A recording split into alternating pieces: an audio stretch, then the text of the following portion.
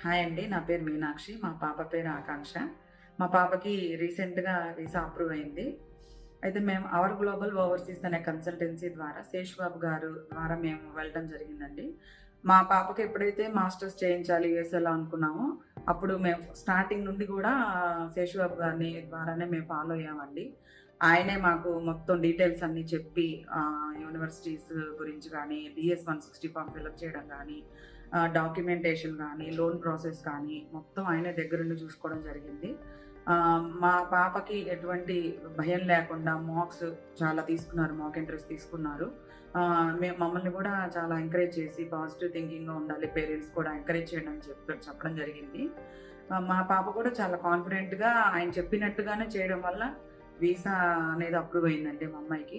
ఇంకో విషయం ఏంటంటే మాకు విజిట్ వీసా కూడా వచ్చిందండి మా నలుగురికి కూడా. శేషబాబు గారి ద్వారానే మేము వెళ్ళడం జరిగింది.